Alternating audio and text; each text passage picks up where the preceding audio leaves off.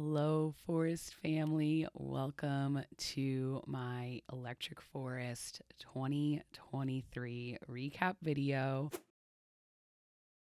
My heart is so full. I'm so happy to finally be sitting down and recording this recap for you guys and for myself, just because it was one of the best Electric Forests I've had, which is saying a lot. This was my 8th time attending, and it was just so memorable for so many reasons, and I can't wait to chat about it with you.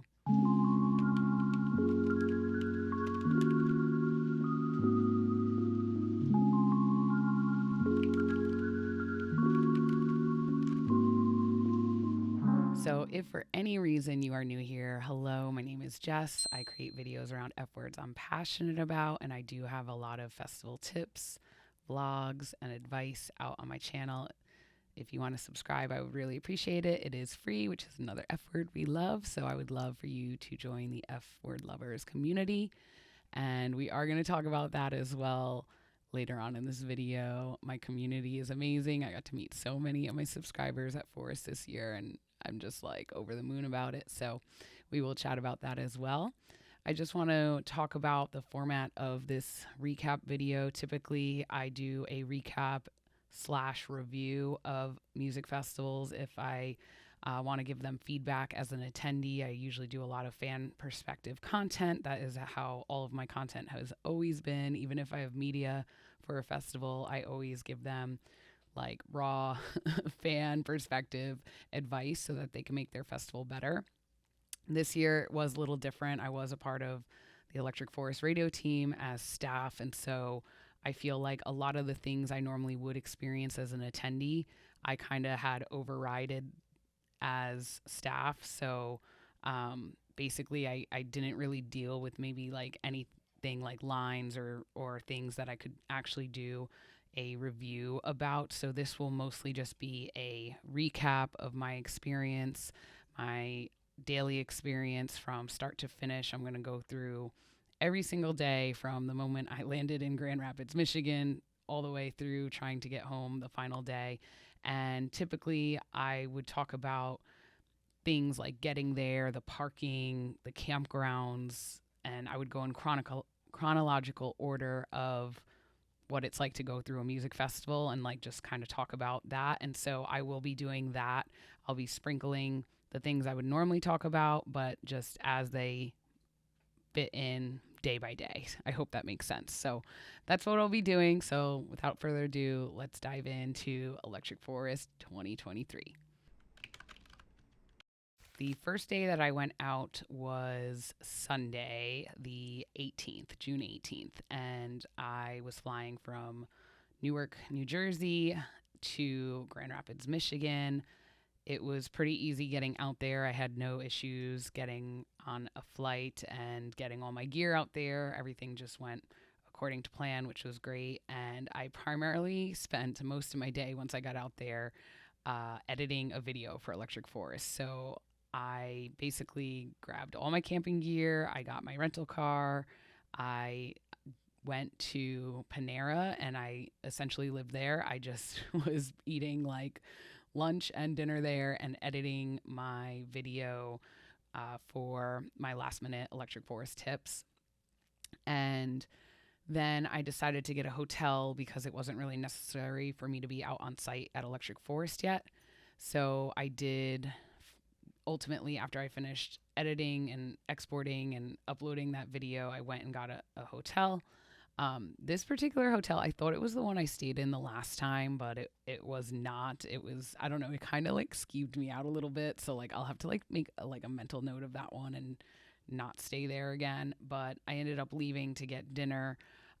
This was kind of like a weird day as well because it was right after the Beyond Wonderland shooting had happened. And so it like, there was like, I feel like this like feeling going on in the community about feeling excited to go back to Electric Forest when something like that happened in our community.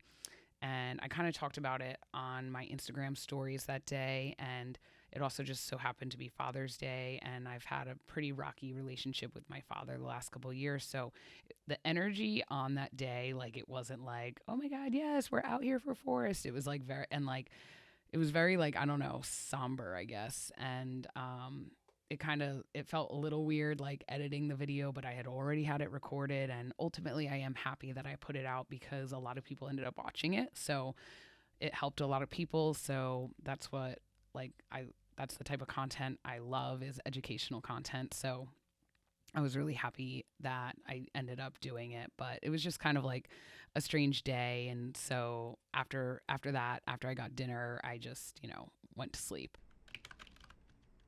The following day, which was Monday, I got up pretty early. I got some breakfast. I did check out of the hotel. Like I said, I didn't really care for that hotel, so I kind of bounced quickly. I was not about it.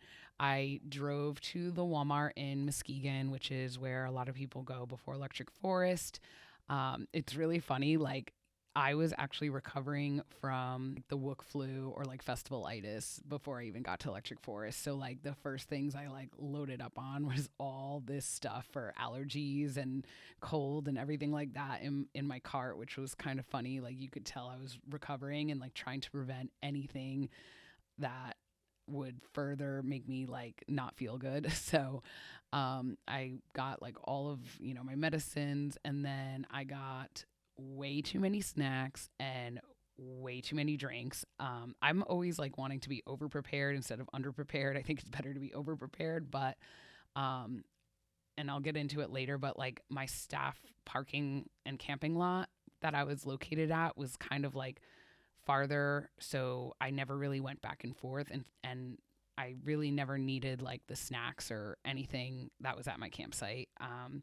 Which honestly was also a great thing. And I will talk about that later, as far as like what I did eat and stuff like that. But yeah, I just got way too much stuff. So I don't know. Good to know. We're always learning lessons. Doesn't matter how many times you've gone to festivals. There's always lessons to be learned. So kind of learned that as a staff member. Don't need to get as much.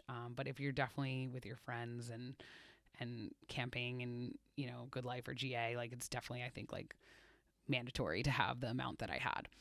I also did stop at Subway. Shout out to my girl Heather. She put that in her Electric Forest tips video, and I was like, that is a really good idea. So I stopped at Subway and I got some subs to put in my cooler. And so I kind of just had all my food and everything ready to go.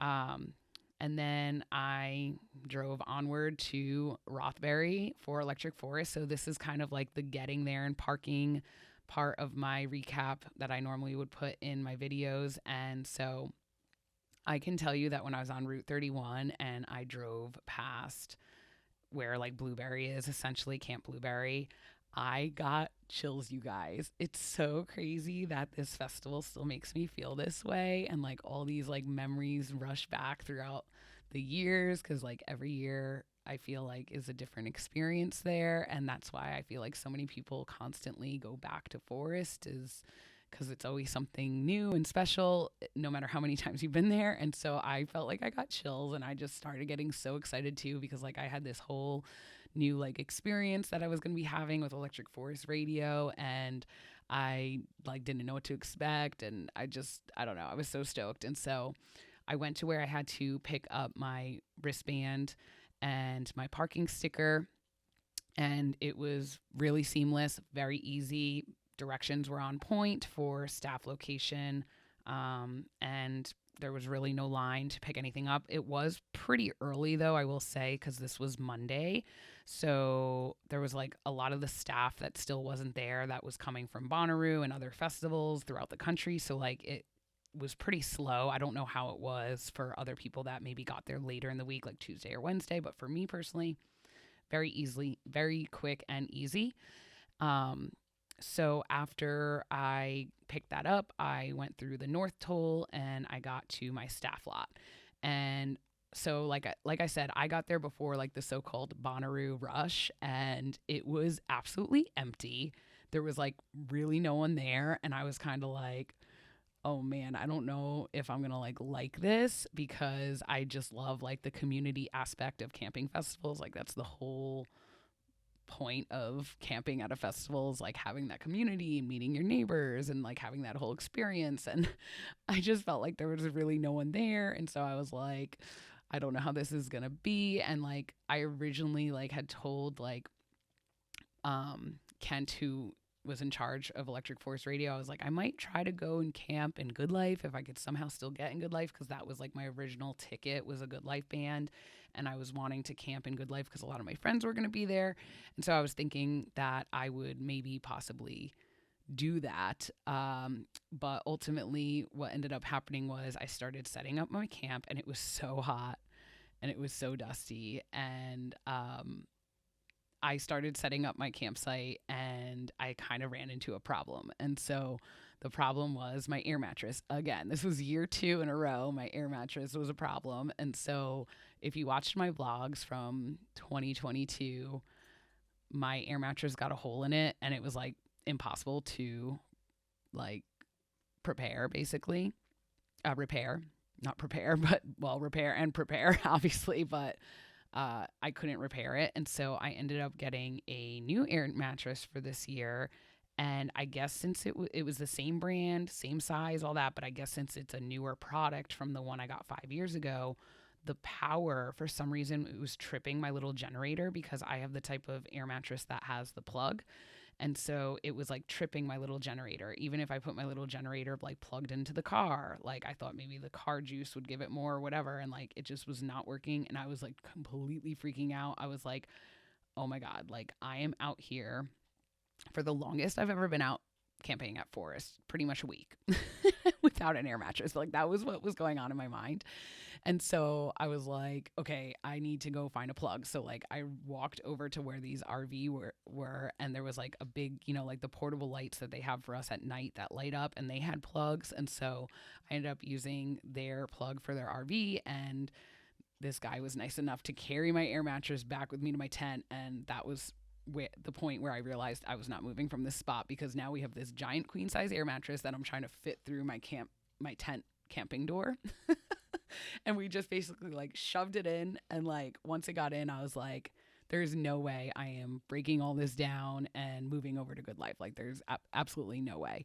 So like at that point I texted my friend Jess and said, I'm not moving to Good Life. I'm just staying put here. It is what it is. Like, the intention was good, but I'm just not going to deal with that. And so I ended up just staying there, and it ended up being fine because the campgrounds ended up filling up so much throughout the week, and I met a lot of cool people. So it ended up being great. Speaking of the campgrounds, I want to mention that the first day that I got there, Michigan State Police, they were walking around and they were checking people's wristbands that were in the lot. So I appreciated that security, because I feel like, it could possibly be easy to show up that early and just like camp there without being checked. And so they were walking around and making sure that people that were supposed to be there were supposed to be there. So I appreciated that. Our particular staff camping lot was so dusty. I mean, I think everyone knows that it was like an extremely dry year in Michigan, and the dust was, wow, like it was like out of control. But it was really bad at our lot, and like they barely ever sprayed our roads in the lot, which like I understand probably that was like a whole budgeting issue, like spraying the water, but I wish that they did it more for the staff people, because my campsite was like parked right next to the road that the shuttles came down, and like my stuff was filthy, and it was to the point where when I would get ready during the day, I would always have to re-zip open. I kept the one side of my windows completely shut because of how much dirt was coming into like my tent and everything like that. And so I just wish that they kind of had sprayed more. But I did have staff showers available in that lot as well. And so I would just actually drive to the showers every day, because I was down kind of towards like the entrance of the lot, and the showers were kind of all the way in the back. So I would just like put my tarp out to like keep my car space, so no one would take my car spot by my campsite every time I left. And I would drive up to the showers, and having a shower every day was amazing. I gotta say, I definitely feel like I'm definitely to the point where I'm getting older and the showers make a difference compared to when, I was in my 20s and like didn't care, you know what I mean? So that was really nice having that. And then I did have a really great camping spot because I was kind of like right by the entrance where the shuttle would pick us up. And I had some great neighbors. So I had a lot of neighbors that were working for the general stores throughout the property, both in the GA campgrounds and within Good Life. So they were all amazing people, and I was happy I was camping next to them. And then on the other side of me, I had the whole Space Fruit team. So as soon as they introduced themselves to me, I knew who they were because Festival Finesser, he's another YouTuber on here, and a DJ. He usually does a lot of his meetups at festivals at the Space Fruit truck. So like I knew exactly who they were. And so those were my camping neighbors this year. So I had a really good group around me. Ultimately towards the end, like at first, like I said, I was nervous, but definitely the whole lot filled in. Everyone told me like, they're like, oh no, this is going to fill in like crazy. Like this lot gets insane. And they were right. Like the entire lot was filled up with tons of staff members. So I'm happy I stuck it out there. Did end up working out. And so, yeah, the campgrounds for me, the only like con of it was the dirt and the lack of the spraying to kind of keep that dirt minimized for us. So after I set up, I ended up taking the shuttle over to the venue so that I could meet Kent and Clayton, who pretty much run all of Electric Forest Radio on site at Electric Forest. And so at this point, and I'll talk about the stages later, like in a whole stages and production section. But at this point, I'm obviously seeing some of the stages before anyone else. And and they were still building. And so like, I was like trying not to like,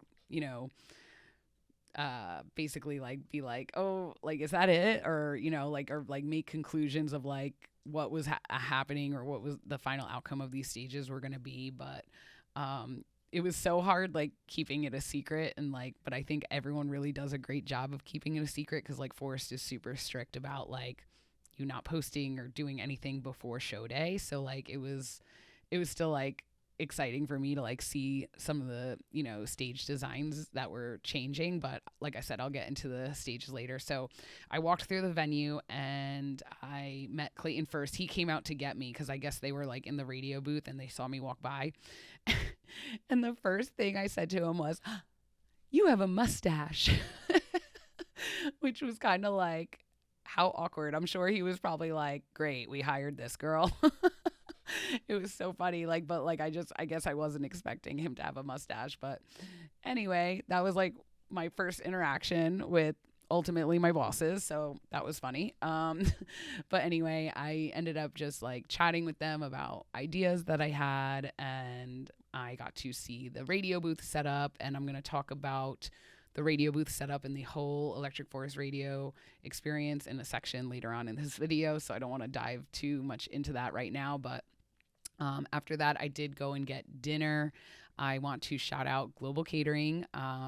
Basically, as staff, you do have meals, and so they were absolutely wonderful, and I felt the food was wonderful, and it was just, I don't know, it was so great to have food every day and like have a full belly for breakfast, lunch, dinner. I didn't even take advantage of all three every day, but it was just nice to have that option. So I just wanted to shout them out. And actually, while I was eating dinner that night, that was when I met some of my neighbors that were working for the general store. So I had dinner with them. And after that, I went back to the camp and I just kind of chilled and met other people, and then I went and showered, and that shower, honestly, it made me sleep like a baby, and it was just, I don't know, it was great. I got the best rest that I feel like I've ever gotten in a long time. So that was a pretty good start of the first day being on site. Heading into Tuesday, so now it's like still like pre-festival, right? Like Tuesday is the first day of GA early arrival, so I kind of just took my time, getting up, getting ready, I went to the radio booth. I outlined questions that I had for some Electric Forest Radio interviews that I was lining up. And then I pretty much waited until about 7:30 p.m. to head out to the GA campgrounds because it was so hot, you guys. Like it was just so hot and dusty. So from 7:30 till 9 p.m., I went out and I got sound bites from Forest Family. So if I met you, thank you. Thanks for inviting me into your campsite. Thanks for giving sound bites to be used throughout the year on Electric Forest Radio. Some of the reactions were priceless. Mostly, a lot of people were so excited when I asked if they wanted to like do a soundbite for Electric Forest Radio. Some people recognized me from my YouTube videos, and then there was some that were like totally, you could just tell they were depleted and like had set up all day and were just like not about this, you know what I mean? Which is totally okay too. I think like my biggest regret is not having my own living by the F word stickers to pass out, because as I was like going through, I was passing out Electric Forest Radio stickers and getting all these sound bites, but I just kind of wish that I had my own stickers too, so that people could have like stayed connected with me, because I did get to like actually hang out at some people's campsites and like talk to them and stuff like that, and you know, whatever. Anyway, lesson learned, another lesson learned. But that was pretty much it for Tuesday. It was very chill. It was honestly, it felt like the days went so slow waiting for everyone to arrive. Like I was like, where is everyone? Come on. Like I just felt like it was like I couldn't wait for people and friends and stuff to get there. But that same night I took another like long shower and like slept really well. So it was, you know, another good night, and that was really good intro to working for Electric Forest Radio, was doing those sound bites the first day in GA. So yeah, it was another good day. All right, so now we're into Wednesday, which is where Good Life people arrive. It's early arrival for Good Life. It's another early arrival day for GA. I woke up, I went and got breakfast, and then I went to the radio booth and I waited for my friends to arrive at Good Life. I walked from the venue to the Good Life toll booth, and I sold my Good Life ticket to my friend Jess's friend, and then I sold my parking pass to someone too. So it kind of worked out. Like as soon as I showed up at the booth, I timed it perfectly. I don't know how I did that. And I showed up and they were there, and it like all worked out. And then I just hopped in their car. I ended up helping them set up their campsite. A lot of you might know who I'm talking about. I'm talking about content from Jess. So her boyfriend, and all her friends, I helped them set up their campsite in Sherwood Court, tent only for Good Life. And I kind of hung out with them for a while. And then we all went to the back 40 for the Good Life pool party. My intention was to get like sound bites from like Forest Family there. And I kind of ran into a problem where I wasn't allowed into the pool. I don't want to talk about it here because like it's not that big of a deal. And I just gave feedback on my staff survey. But I guess it was kind of a good thing that happened, because honestly, I was exhausted. I was so hot. The sun took me out. And so I didn't even like try to like finagle my way in there. I was like, you know what, it's not working out. So I'm going to go take a nap. And that's what I did. I went back to my campsite and I took like a 2-hour nap. And then I went and showered and got ready for the pre-party at the GA campgrounds. So after I got ready, I took the shuttle to the rodeo, to the GA campgrounds. The first thing I saw was there were DJs in a hot air balloon. I was like, it just keeps getting crazier each year. Like, what? Like, this is so cool. I'm not exactly sure who it was, so I don't know if you guys know who it was, but that's the first thing that I saw. And then I headed to Debussy for Deepfake. They were headlining the Wednesday pre-party, and it was so much fun. And I linked up with Jess and all her friends again. And so that's kind of who I was with. And then afterwards, I pretty much just hung out with Deepfake. We ended up going to someone else's campsite, and they were, just DJing there and kind of walking around the GA campgrounds. And I met Jordy from Melanin Ravers, I believe. And I thought she was Lexi for some reason. I thought she was someone else, but anyway, I met her and I met some of my subscribers as well. So it was just like a fun night out. And like I wasn't planning on staying out that late because I had somewhere to be early the next day, but I ended up staying out kind of late. I ended up staying out, I think, until like about 3 a.m. or something with them. And then finally I was like, okay, I need to shuttle back and get some rest for the day one of the festival.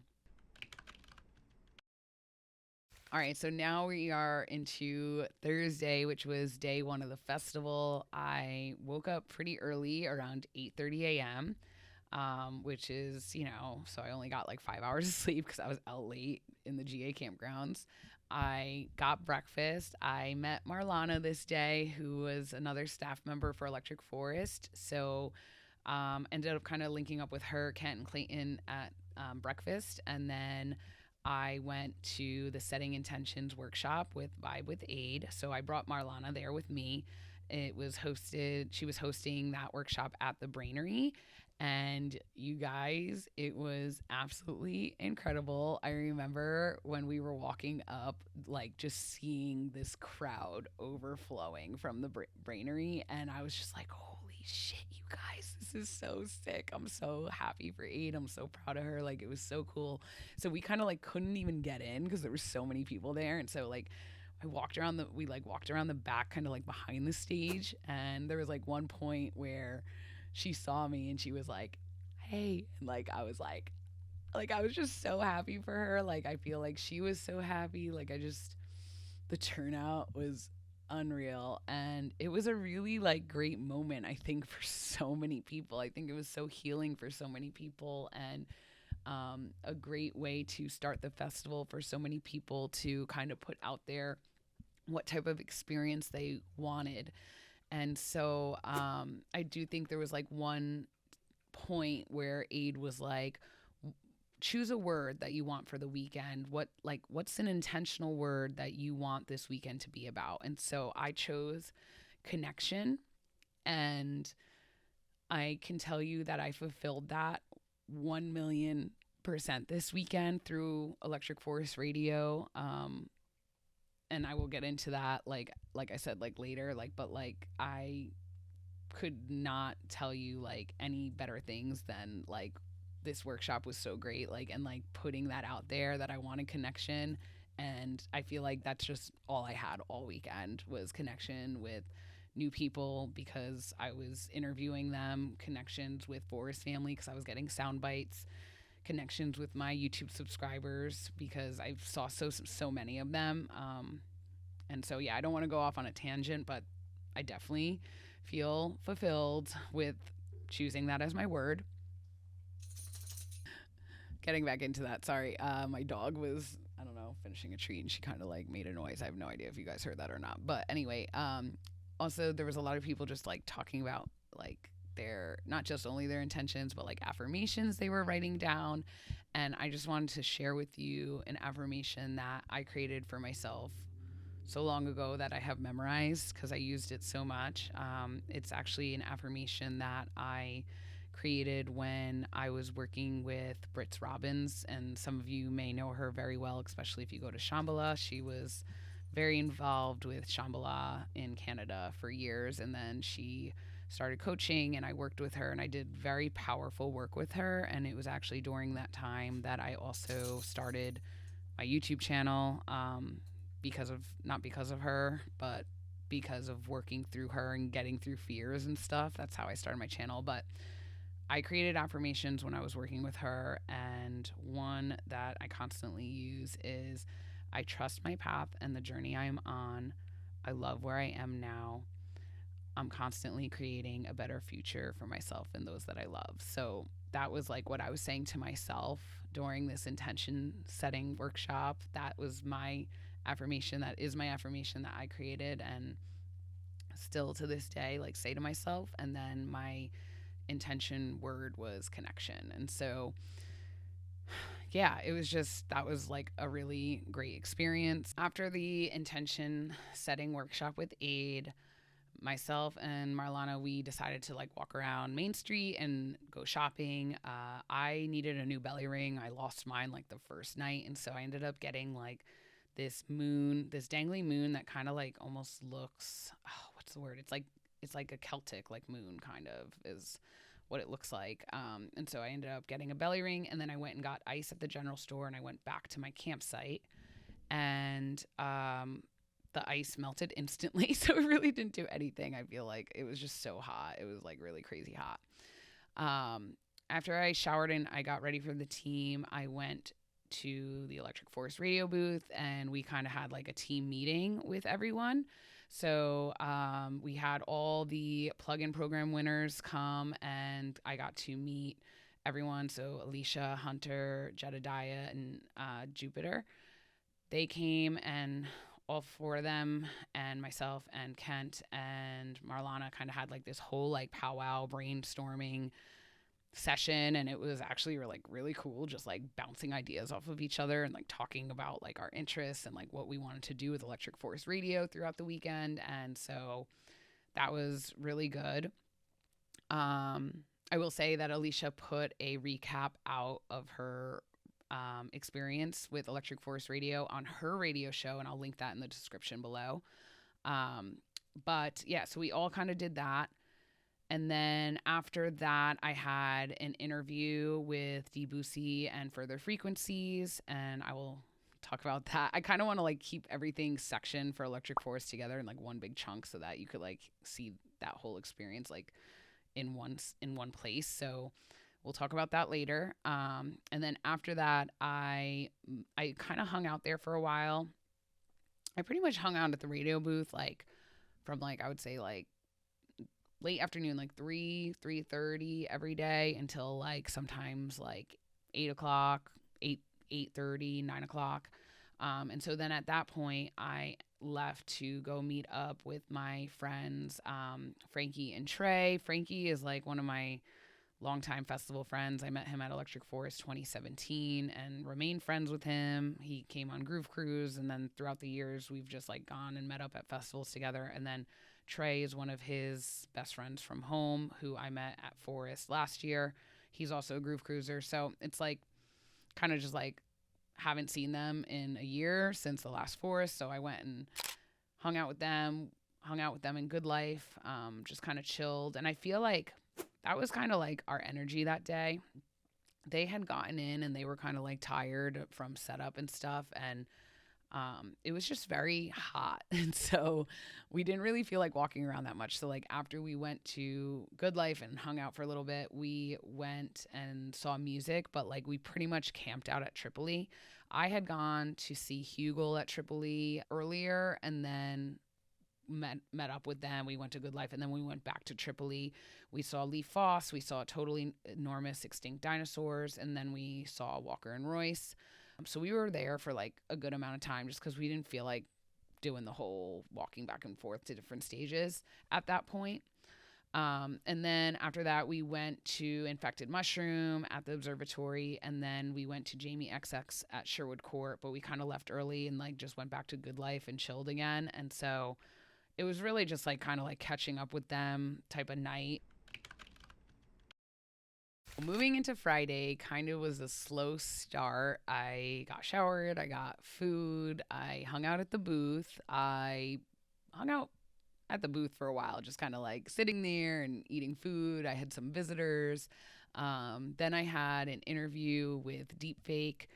I then walked over to the Lunchbox meetup because I was so nearby, because their Lunchbox meetup was at the Cheese Bodega, which is right. Is it Cheese Bodega? Yeah, Cheese Bodega. And then, yeah, that's right near the radio booth. So I went over there. I got sound bites from some of the Lunchbox fam. And then I actually ended up at Bass Rush, surprisingly, at Tripoli. Which is kind of shocking for me.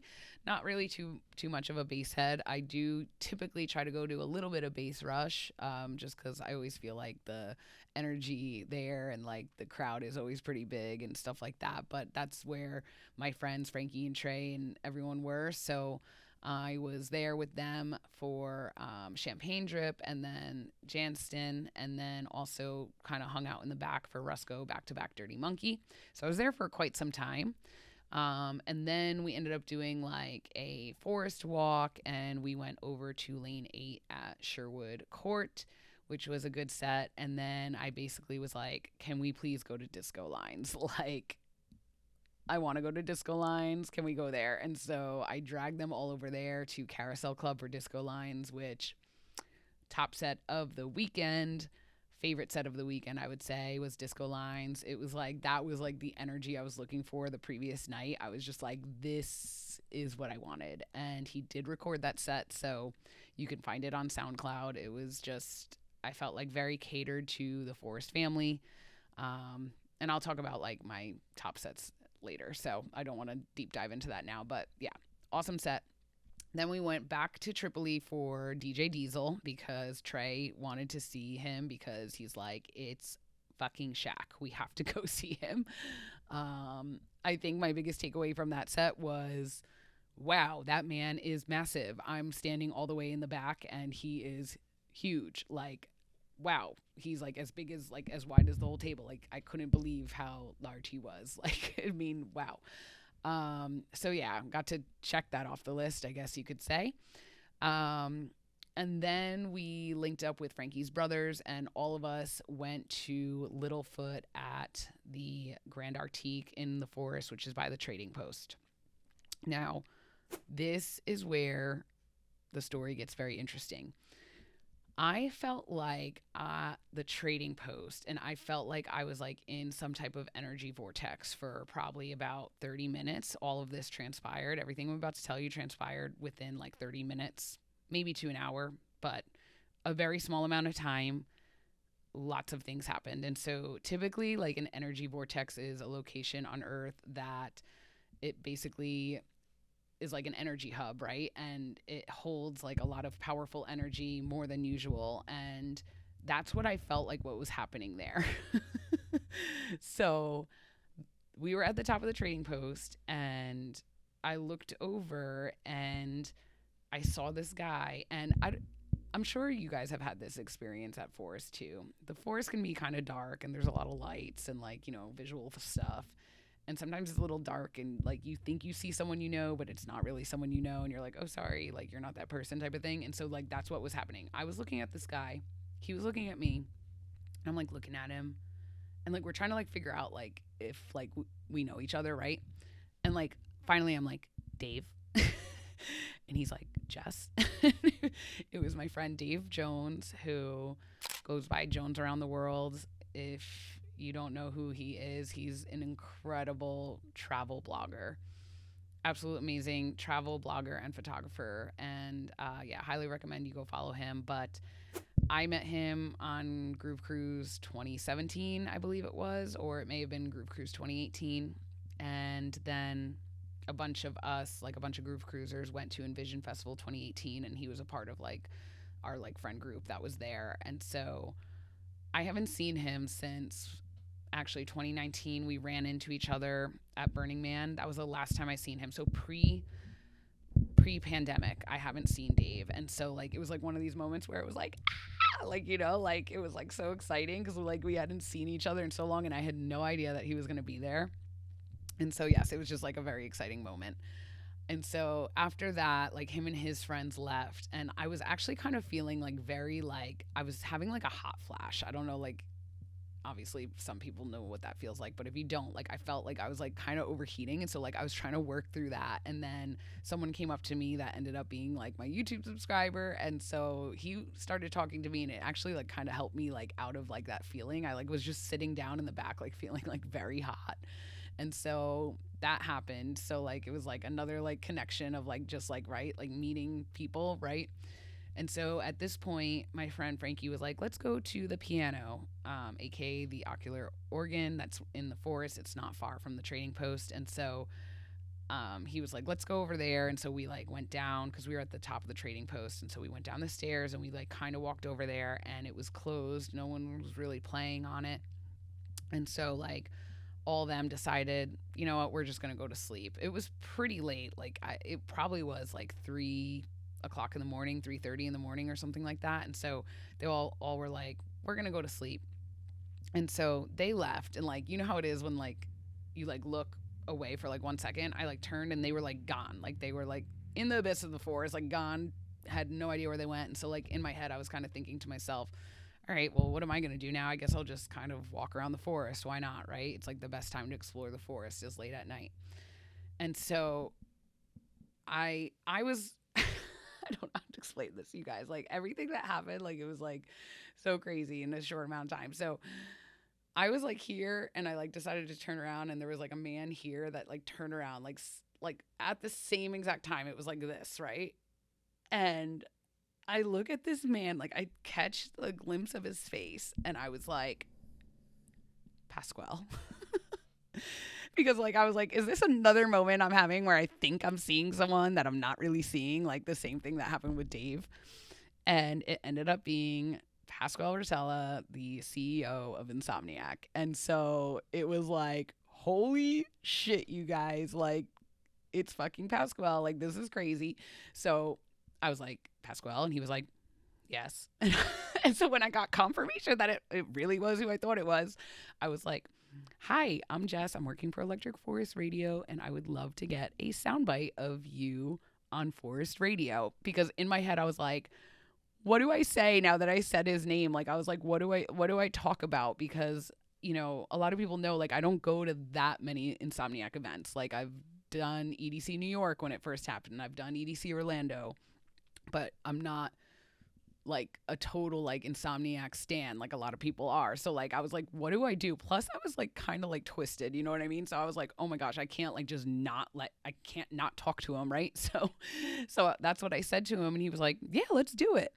And so I was like, okay, I have my mic with me and everything, and like I'm going through my bag and like I have my mic and I can't find this thing. I can't find the pop mic, whatever it's called, this spongy thing that goes over microphones. I'm like searching around and like I'm pretty sure it was like at this point I realized he had his whole entourage with him waiting for me, because like I think it was like his bodyguard, I'm not even kidding, was like, do you need some help? And like I was like, no. And then at that point I was like, fuck it, like we're just gonna do it without it. And so I pretty much explained to him, I was like, listen, I'm just collecting sound bites of Forest family saying what they love about Electric Forest, and I would just love to do the same thing with you.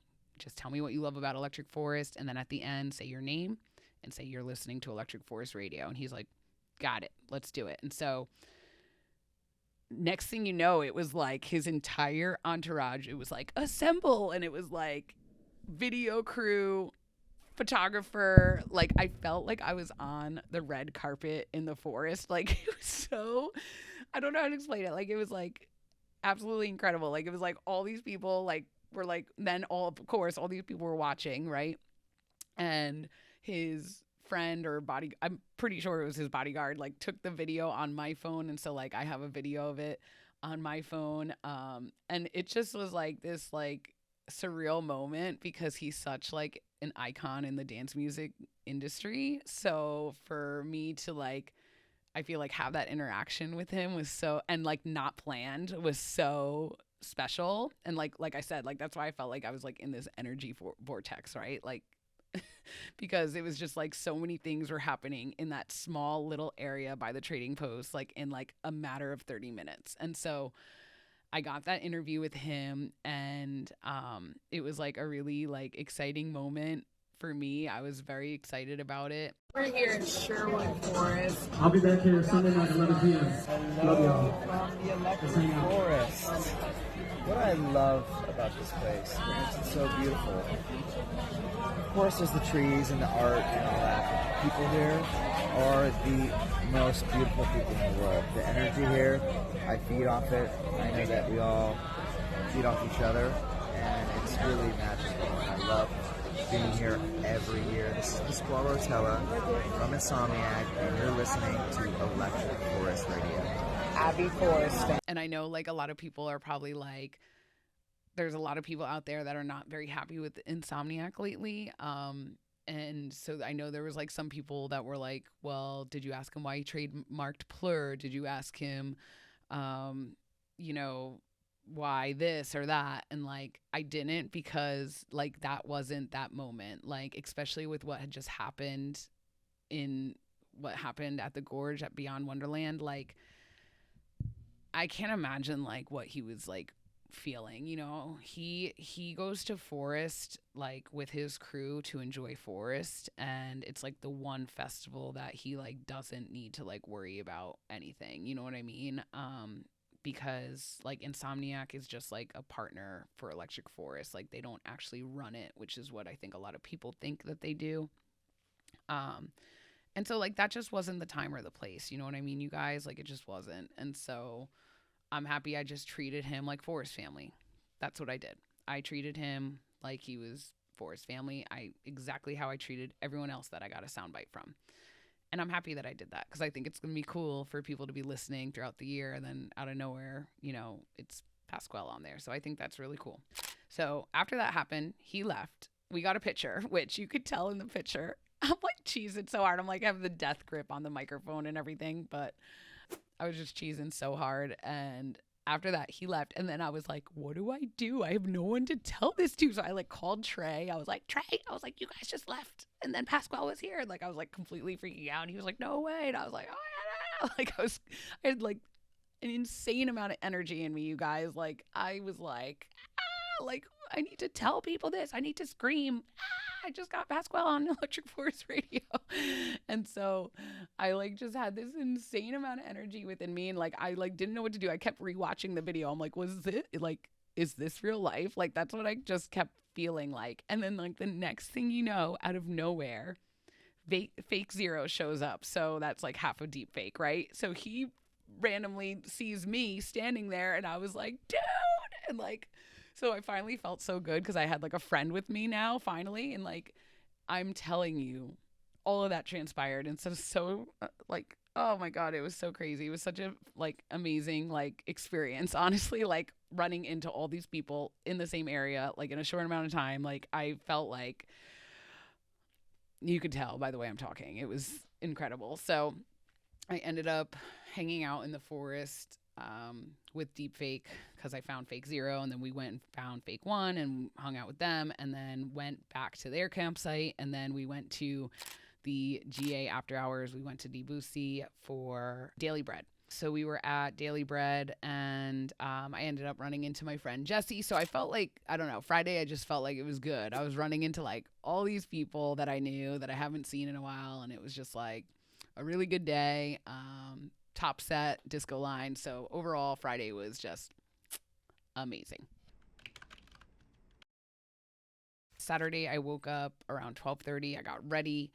And this was kind of like a day of like ups and downs. You know what I mean? I don't know if you've ever had those days at festivals, but it was like kind of like there was a lot of highs and then there was some lows, and it was like, felt like a roller coaster, you know? And so I think like one of the like the lows was trying to get to the festival this day. And so like there were some issues with shuttles that I did give feedback in my staff survey about, but basically like this was my biggest issue of being a staff member, was the shuttles and transportation, which honestly in the grand scheme of things of everything that like I got out of this experience, like that is so minor and minute, you know what I mean, you guys? But this was kind of an issue I hope that Forest works on. But basically like where my staff lot was, like the loop for it, they were picking up at the water park first, then coming to our lot, and then going to Rodeo, which is kind of like by where Main Street and Tripoli is.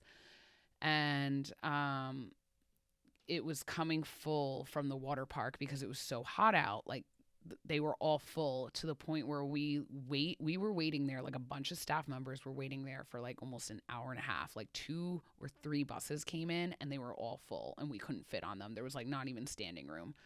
So it got to the point where like I walked out into the street and like stopped a bus before they went past to go to the water park. And I was like, please pick us up.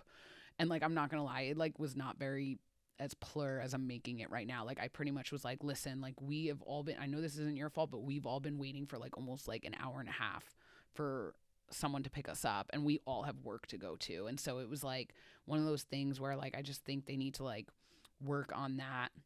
And like I also gave feedback about how there should be signage at the rodeo stop because there's 4 different shuttles that pick up there. And so for anyone that's new there, like there's people that were waiting in this long line on Thursday for the Walmart shuttle. And then there were staff members in that line that didn't need to be waiting in that line. So like for people that aren't like in the know, like people like me that have been going to Forest for all these years, you know, it was kind of like confusing. And so I just think they need to like work on their shuttles. And so that was kind of like a frustrating moment of this day because I got ready pretty early and my intention was to be in the festival by 3 o'clock. And I don't think I got in until like almost 3:45.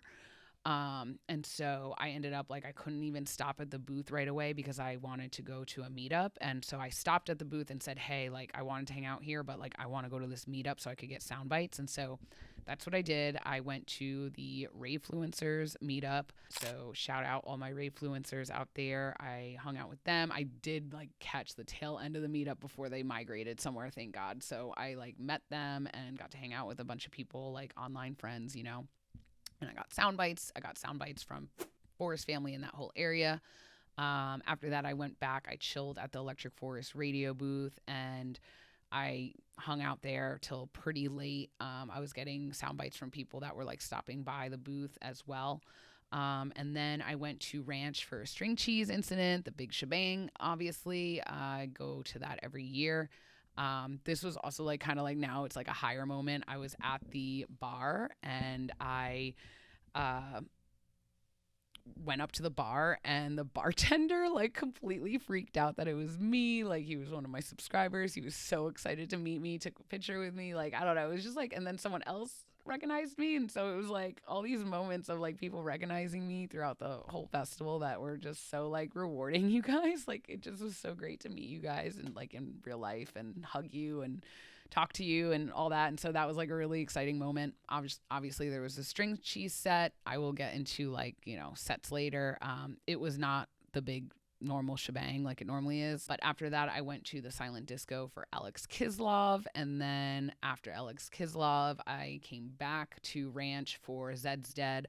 I would say Zed's Dead was another top set of mine. Amazing. Happy I went there. Happy I saw them. It was just like good to have them back in the forest.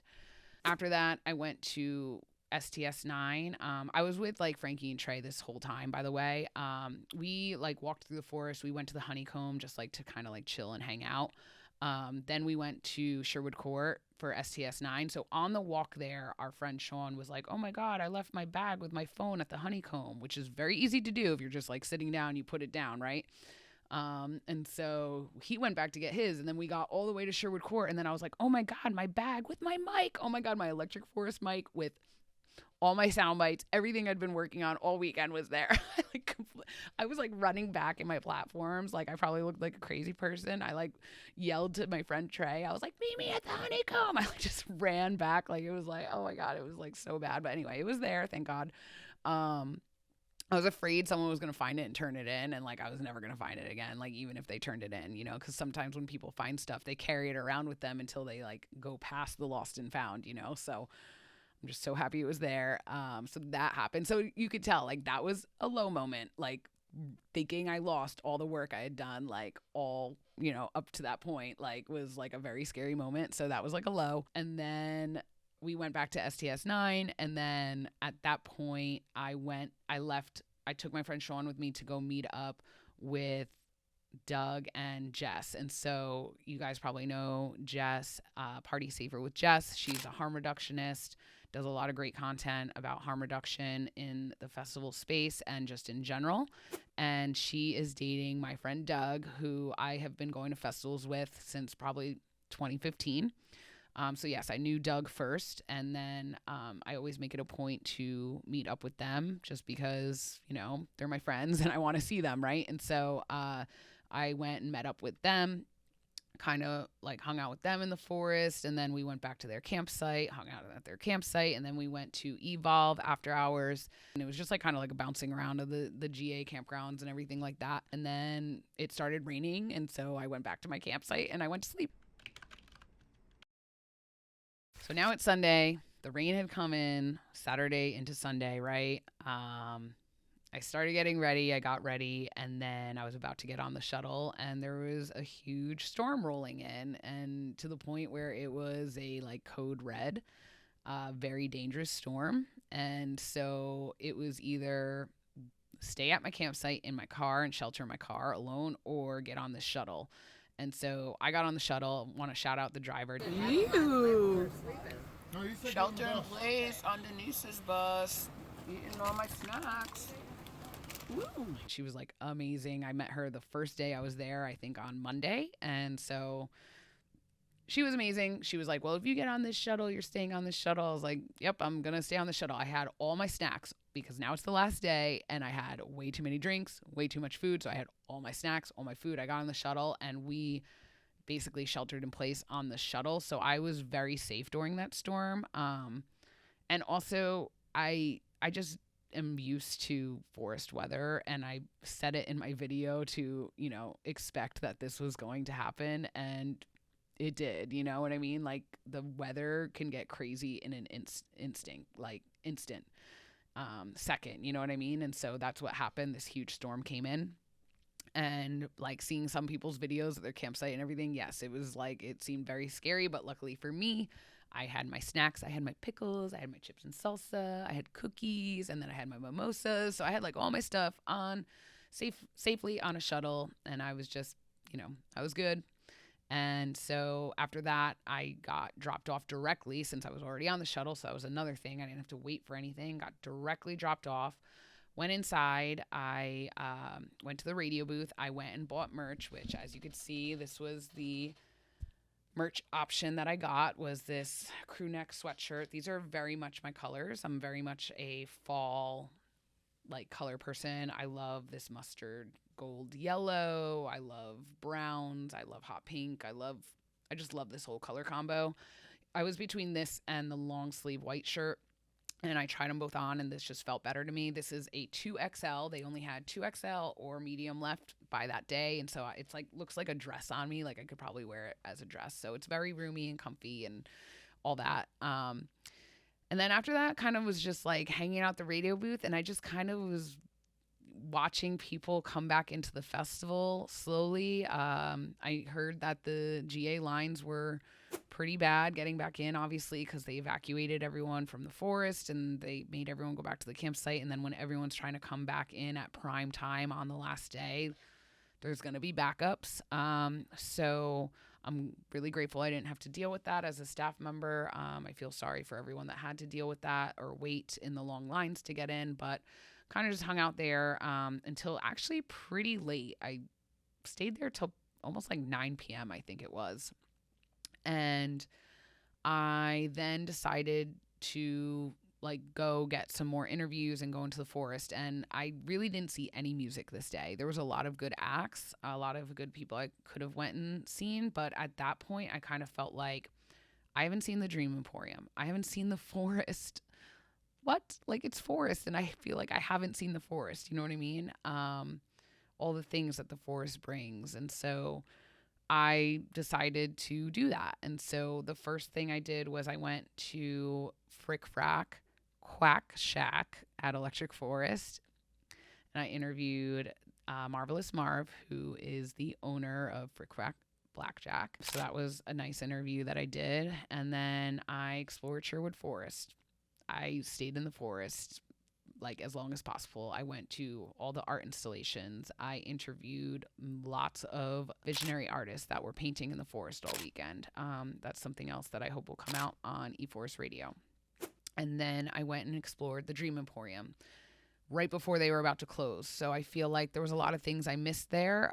There were a lot of lines throughout the weekend, and it just never really lined up where I got to go and see the Dream Emporium until that moment. And so I'm happy I got to see it before it closed, but it definitely, like, I wish I had gone earlier because there was definitely not as much open, I feel like. And then after that, I went back into the forest and kind of just walked around. And like, my last memory of being in the forest this year was going inside of the, like, that kind of like clear, like, LED. I don't know. It's not an octagon. That's 8 sides. I don't know what it is. What's 10 sides? I don't know. It's like the thing that you can go inside and people can sit, right? And so I was in there, and there was girls and guys that were like kind of like freestyle singing and like just going along with whatever someone else was singing, and it was just hilarious. Like, it's just one of the things I love about the forest. Felt like it was like one of those moments of like, had to be there, you know what I mean? Just had to be there. But it was just like really fun. And you know, one of those memories that like sticks with you type of thing. So that was the last thing that I did in the forest. And then after that, I went to Evolve again, out in the afters in GA. And I ended up meeting the team there to kind of schedule an interview, which I will actually be conducting in a couple days as we speak. And they had Zed's Dead at their afters party closing out. And so I closed out with Zed's Dead. I didn't expect to see Zed's Dead twice in one forest, but I did. And so it was fun to be a part of that experience and kind of see like how Evolve works all backstage and stuff like that. And so, yeah, and it was still raining at this point. And so I went back to camp, and that was pretty much it for that day.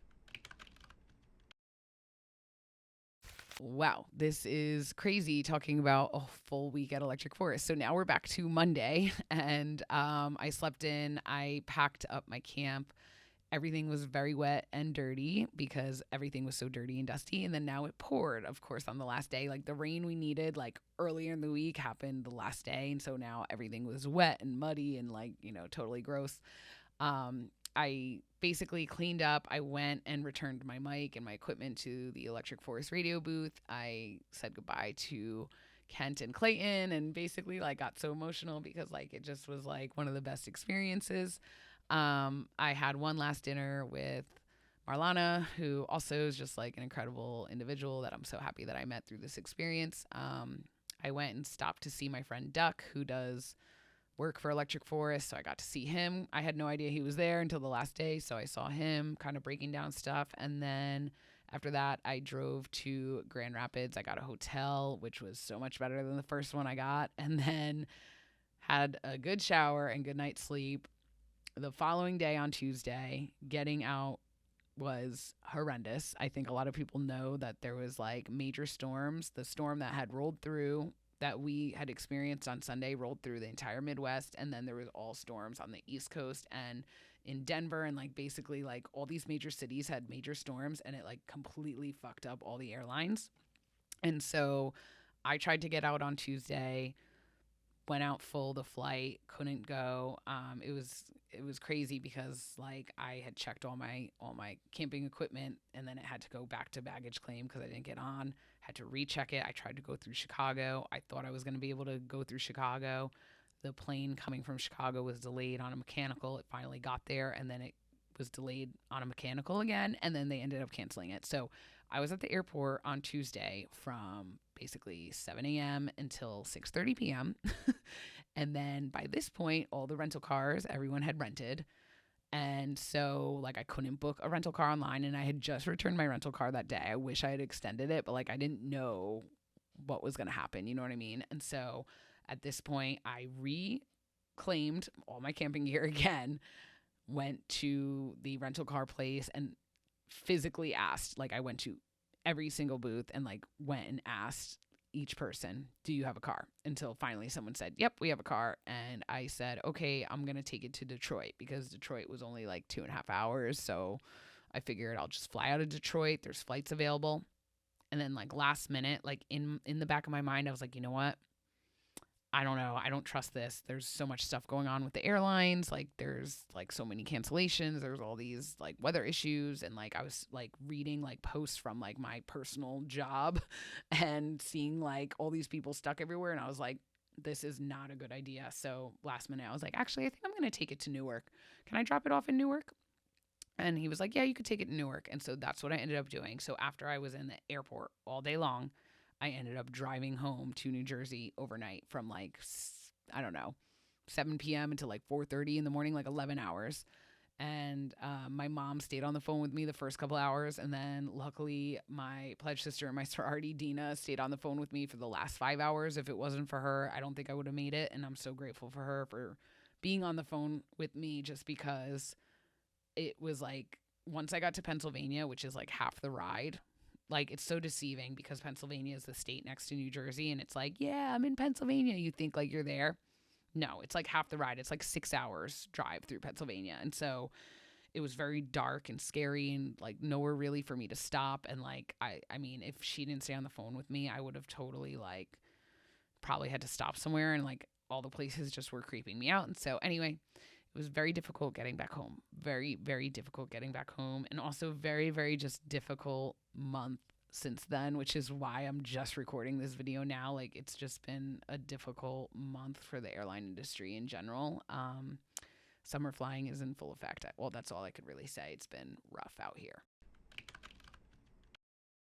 Whew. Okay, this is probably one of the longest recap videos I've ever done, so thank you if you're still here. Now I'm going to talk about like the venue and the stages, just because I didn't want to roll that into all like of the daily recap.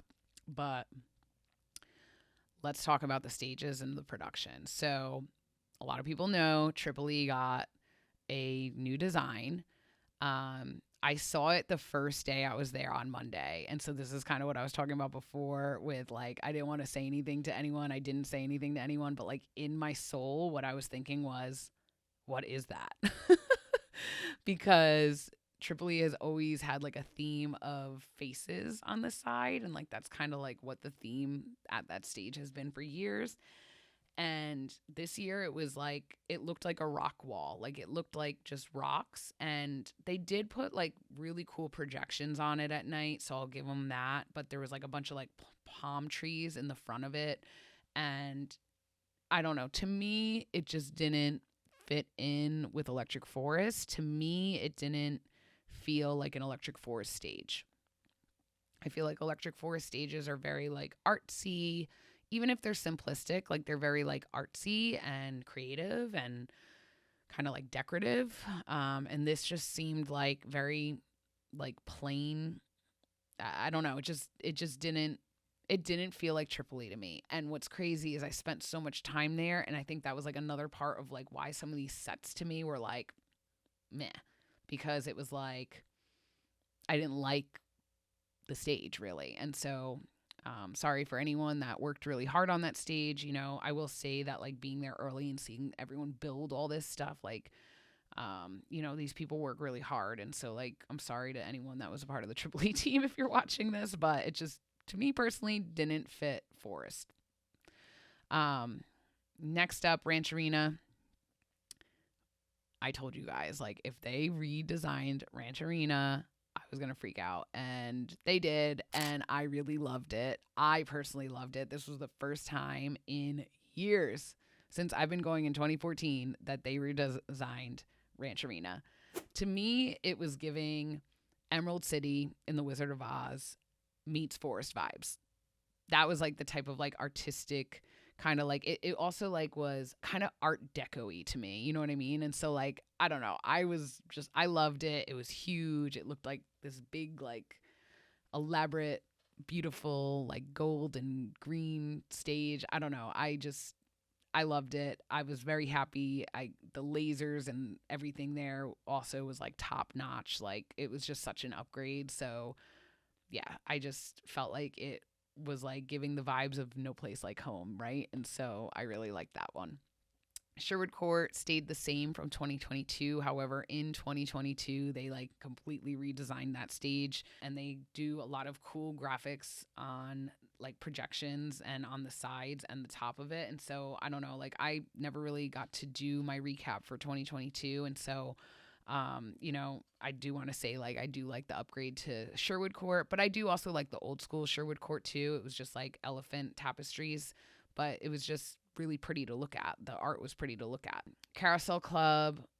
I love the new orientation for Carousel Club. I loved that there was no sand. A+. I think they learned the hard way. I will say I kind of looked over my 2022 recap because I did outline it, but I just never got to record it. And so it was good to like compare how Forest improved. But yes, they had a new orientation for that.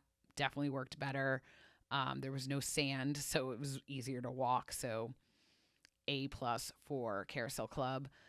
The Forest, they had a lot of new art in the Forest. They had new art in the entryway in the back of Ranch Arena. There was no umbrellas this year, which I know was like a big whole hype thing. They had kind of like these sheer pieces of fabric, and they like put projections on those. So at night, I would say that was like a win, but during the day, I was kind of like, I don't know, like kind of like, what is this? But something you have to realize is so many people go to this festival year after year. Like, they have to change it up, you guys. Like, they can't keep the same thing every year. But I know a lot of people, I feel like, I guess they had this like connection to the umbrellas or whatever. They liked looking at the umbrellas. And so that was something that had changed. The library got bigger this year. They had a stage at the library. I sat there on the final night, and yeah, there was like a lot going on there. I always love how they changed the Forest up. This was my 8th Forest, but they always move things around. So it's like, you don't know what you're going to run into or where. And so, it's always feeling new. So that was really like a good thing as well. The observatory stayed the same. The observatory is like one of those stages for me where it's like, it got bigger over the years, and they started hosting like bigger artists and stuff like that. And so it was the same as like the past few years, but different from some of the earlier years that I went. To me, like, the observatory is one of my favorite stages, just because my favorite stage used to be the Forest stage, which they replaced with the honeycomb. And so now, like, the observatory is like probably one of my favorite stages within the Forest. But there was really no changes there, and I really honestly didn't see that many sets there. I missed like the whole house music day, because I was actually at Base Rush. I think it was like, it was interesting. Like, I wasn't there that much to spend time there. Honeycomb, I feel like I barely spent any time there as well. I've learned to like love the honeycomb. At first, I really didn't like it. Like, Forest stage was my favorite, and I miss it. And so I feel like I've kind of been bitter about the honeycomb, but I didn't really see any music there as well. Nothing really changed at the honeycomb from previous years. Grand Artique, nothing really changed there. That's by the Trading Post, but that's one of my favorite stages. I just love, like, it's like a little hidden gem that I love. The Silent Disco, I feel like nothing really changed there. They used to have like art hanging there, but like, I feel like the production budget has gone other places. Obviously, like, they're really working on the stages, and that's probably why the tickets were so expensive. So I'm not complaining. I'm just saying, like, there was really no differences or things that stood out. We, of course, had the Dream Emporium this year. I did kind of touch upon it before when I went there the final night. It was very interesting. It was unique. I wish I could have spent more time there. There was always lines, though. I luckily got in the last night, like last minute, and there wasn't as many things open. And so I just kind of wish I had gone earlier. I don't know how I feel about it yet, if I'm being honest. Like, I don't know how I feel about it compared to the hangar. I feel like the hangar was easier to hang out in because the Dream Emporium was a lot of different closed rooms. There was like capacity restrictions. And so I think for such a big festival going forward, I don't know if that's like the best move, because you can't really like just chill and sit and hang out in there. You know what I mean? You have to keep moving around to all the different areas so that other people can come in when you come out. You know what I mean? So like, I don't know how I feel about it, except for the fact that it was definitely very fun and definitely like on another level as far as like, dreams and creativity and things like that. And like the car wash was really fun, and the things I did see there, like the roller skating rink, like there was just so much stuff in there and it was all hidden, and so you didn't know what you were about to walk into. You would open a door and it was like like it was like a nice fun surprise, you know what I mean? Dream Emporium kind of just like also like reminded me of like things you would see randomly like at Burning Man or something like that. Like, they just like had everything in there, you know what I mean? And so yeah, lots of fun ideas in there. The Garden of Divine Delights I didn't get to go to. I wanted to go so bad for the Happy New Day at least once, but I missed it. So that's something that I hope they bring back again. I will say, like, talking about the budget and everything as far as like all the stages that we just went through, I do think I know why those tickets were so expensive this year. Like, they put so much into the production at Tripoli, like the lasers and everything like that.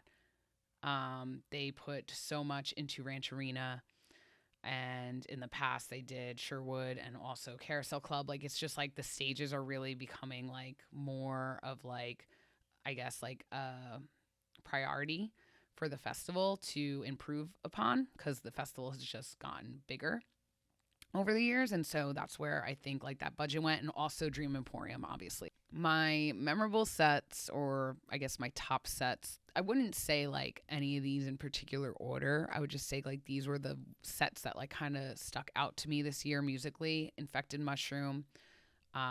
It was just like a good change up from what I normally go and see as far as genre, and I haven't seen them in a long time, and I really did enjoy their set, and I felt like it was like really good energy. I thought Champagne Drip was amazing. I was very happy to like have a bass set in this list. So that was, there was a lot of drum and bass actually in that set, so it was, I don't know, I felt like it was very well curated for the time slot that they were. Disco Lines that I mentioned, that probably I would say is like my absolute favorite set of the weekend. String Cheese Incident, of course. I feel like I always love string cheese sets. I just feel like they're amazing and so much fun to go to. Zed's Dead was another one. And then I would say Alex Kislov was kind of like a really cool different set, because he basically was doing his set like from like an album that he's been working on and producing. And so he kind of was like talking about each song and like telling you how he wrote it. And like, so it was just kind of like a unique experience. As far as art and activities this year, there was so much new art. There's always so much new art, and then they always recycle the old art. And so they kind of like rearranged the art this year. I loved that they like kind of always put things in new places. It always makes it feel new. Daniel Popper had a lot of art within the forest, which was incredible this year. I also really enjoyed Call of Joy, which was kind of like, it looked like an English phone booth, and you can go in and record a message in there, or you could, if you couldn't record a message, you could listen to someone else's message or like what they were feeling in there. They had the Obelisk, I think it's called. The Luminarias were massive this year. They had the Electric Meadow, which was out by the Dream Emporium. They had the Big Flower in the Forest, which I will like show a video. That was like so cool finding that. I would say like as far as like art and activities, like the con was I wasn't able to, because I was working, I wasn't able to have any like daytime forest moments. And I feel like daytime forest moments can be absolutely hilarious because you interact with like, I don't know, these characters that are in the forest. And I really didn't have that this year because I was working. But the trade-off was all the experiences I had because I was working, right? So like, luckily I've had those experiences of the daytime in the forest before. Food and vendors and the staff and volunteers, I'll kind of lump that all together. I didn't really have any food vendors this year because I was blessed with having staff food the entire time. And so, like I said, I just want to shout out Global Catering because that was a really amazing experience. It was just so nice to have a full belly going to work and being able to take my food to go and go to the radio booth and still be able to connect with people. And it was just very well organized, and I thought the selection was great, and I lived off of their salad bar. Like, oh my God, every day I got salad bar, and like I got everything else too, but the salad bar was like what I look forward to every single day, and iced coffee, and just, it was just really like great experience like having that. I will shout out Space Fruit just because they were my camping neighbors and they hooked me up with a free smoothie one day. So that was really nice of them. But yeah, other than that, I really didn't get to like experience or buy like any other food vendors or anything like that. As far as staff and volunteers, I will say I had a massive, like huge appreciation for what it takes to put a festival like Electric Forest on, being on site so early and just seeing how many people were on site so early and doing so many things to make the festival run smoothly for the Forest family. And, it was really like eye-opening to see all the hard work everyone does, which is why it's like very hard like to be like a critic in this video. Like I'm trying not to be, because like I just have like such a deeper understanding of what it takes to put these festivals on. I always knew because I've done media, but like this really showed me what it was like behind the scenes. All right, so now I just want to talk about my Electric Forest Radio experience, which I wanted to keep this all together, like in like a chunk together, because I didn't want it to get lost in everything if, you know, you're jumping around. And so, yeah, I just, this was amazing experience. I feel like I got like emotional when I said goodbye to Kent and Clayton, just because like it was such an amazing experience. So let me tell you about like the setup and everything that we had. So we do have a radio booth that was in between Tripoli and Ranch Arena. It was in what they call the ranch lobby, right near where the cheese bodega is. We had a booth with couches and tables and like hanging plants, and there was posters of like different artists that were on the lineup this year that Kent curated. And then behind that we had an RV, which was air conditioned, which also was another reason why I hung out at the booth during the day for so long. Air conditioned booth was very much needed for how hot it was this year.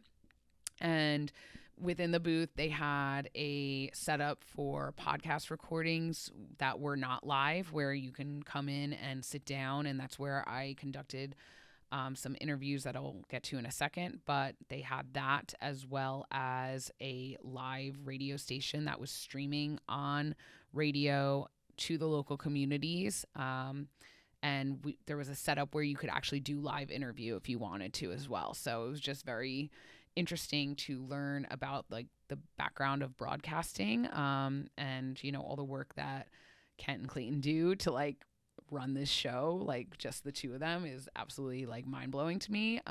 So that was like the setup. Kent and Clayton are like kind of like my two team leads. That's what I kept calling them to people. Like they basically run Electric Forest Radio. I did meet them like the first day that I was there, and I just felt like what was great about them was that they really let people go with the ideas that they had. So I personally felt like all the ideas I shared with them, they were like, yeah, go for it. Sounds good. You know, like there was no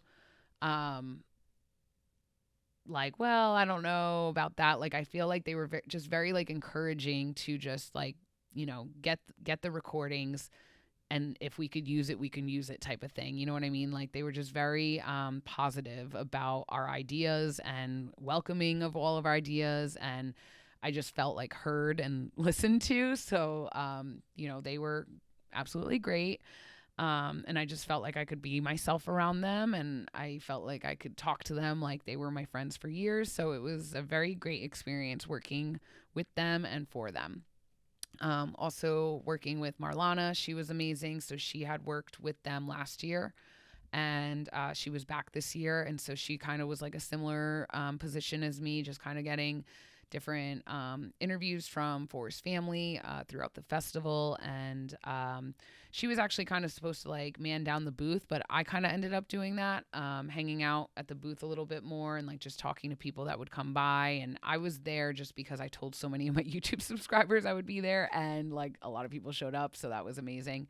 I'll get into that in a second, but yeah, meeting all the plug-in program winners was great as well. Alicia was actually an amazing person to get to know, and she did do a whole recap that I said before that I'm going to link in the description below. But I feel like she crushed it with her interviews. I think going forward, if I was invited back to do this position again, I would definitely have Kent email the people I want to interview, like from the official Electric Forest Radio email, which is what Alicia did. And so yeah, she like totally crushed it, and so that was great. Hunter was also amazing person to get to know. The other two, Jedediah and Jupiter, Jedediah and Jupiter, I didn't really get to see them that much. That's because I feel like they had other positions that they were also fulfilling in addition to this one, and so I didn't really see them that much or get to know them. But it'll be really interesting to see everything that everyone captured for Electric Forest Radio. I feel like we all had like very different ideas as far as projects and things and stories and things we wanted to share. And so like I'm really looking forward to once that all that content actually comes out. Speaking of the content that we did, so for me, I had several interviews that I conducted on site in the radio booth, as well as like, just kind of being like a field reporter, interviewer style type thing around the festival. And so the people that I interviewed on site, I did do a segment for Busted Frequencies, which is basically, they're one of the main after hours promoters. Justin is the owner of DBoosie. He came in with Jake, who is the promoter behind Further Frequencies. Together, they partnered to do Busted Frequencies, which was the hosting of a lot of the after hours parties out in the GA campgrounds. They came in as well as Gordy, who runs the Art Society. So they've all kind of been running or being a part of Forest actually for different time periods, actually, which is why their collaboration is really interesting. But anyway, I interviewed them. I also interviewed Deepfake, which, I love Deepfake. Just shout out Domo for introducing me to them, and I'm just so grateful for their friendship. I always have an amazing time with them, and I feel like the conversation with them was really great. Honestly, like I feel like I'm excited like to share all this stuff, and so I'm hoping that those two interviews together will be like a part one of the after hours at Electric Forest, and then the part two is going to be with Evolve, the team behind Evolve, which is the other after hours stage, and I'm going to be actually interviewing them in 2 days, so I'm very excited to get their story and then hopefully have that out for you. Other people that I interviewed Marvelous Marv of Frick Frack Blackjack, who was such an interesting person and fun person to interview. And I interviewed him remotely at Frick Frack Quack Shack, which it's the Quack Shack at Electric Forest. So once that interview comes out, you'll find out why. But I interviewed him like behind their setup for that, and like so hopefully in the interview it picks up like a lot of the recordings of like people like cheering and like having a great time there and like the energy of the Forest fam, and it was just like, I don't know, it was a very fun interview. I also interviewed live visionary artists of Sherwood Forest on Sunday. I walked around to as many visual artists as I could, and I interviewed them about the art that they created throughout the weekend. And so many of these visual artists start with a blank canvas, very large blank canvas, and end up painting like these incredible visionary masterpieces, I guess you could call them. It's insane that they do it in 4 days. It's mind-blowing to me. But anyway, I interviewed them about, their process and their medium and what their art was about and how they felt like the energy from the forest family and the actual forest, being inside the forest and stuff like that. And so those artists, I'm going to read off my notes because I can't remember all of them by name, but all those artists that I interviewed were Andrew Norris Arts, Morgan Mandala and Crystal Eyes, Jason Brammer, Katie Fogg, Ania Amador, and Ray Vina. So thank you to all of them for telling stories about themselves and their art. There are other interviews that I have in the works that I still want to complete, even though it's past Electric Forest. Just a reminder that Electric Forest Radio podcast is year round. And so and Electric Forest Radio is year round as well. So you could always tune in and hear these things once we actually do get to sort through all the files and get them out there.